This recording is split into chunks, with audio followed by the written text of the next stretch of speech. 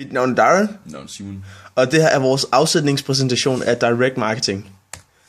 Hvad er direct marketing? Direct marketing, det er en form for markedsføring, som er målrettet til bestemte personer, som f.eks. har tilmeldt sig til et nyhedsbrev, eller ved hjælp af en konkurrence, og så sender virksomheden noget ud igennem mails, igennem internettet, eller ikke igennem internettet. Og så er der flere forskellige former for elektroniske og ikke-elektroniske mails. Forskellige former for Direct Marketing.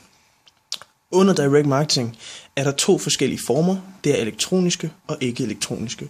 Og vi starter med de elektroniske. Først, der har vi mails og online nyhedsbrev. Og hvad det her er, det er ofte, når du er inde på en hjemmeside, så kan du blive bedt om at taste din e-mail ind. Efter du har gjort det, kan du så senere få information for eksempel, hvornår den virksomhed, du har meldt dig til nyhedsbrev, har forskellige tilbud eller lancerer et nyt produkt.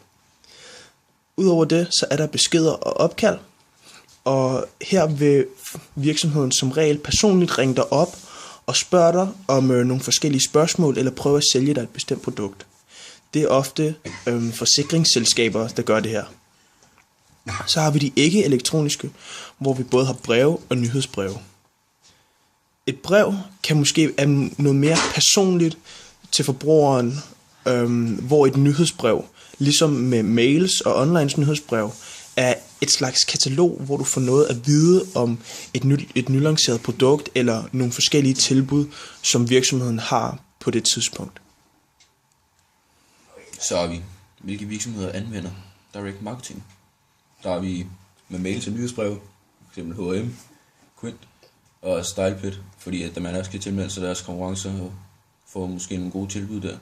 Og så har vi opkald, som er typisk forsikringsselskaber, som prøver at sælge dig en forsikring, eller undersøgelsesvirksomheder, som gerne vil have dig med i en undersøgelse.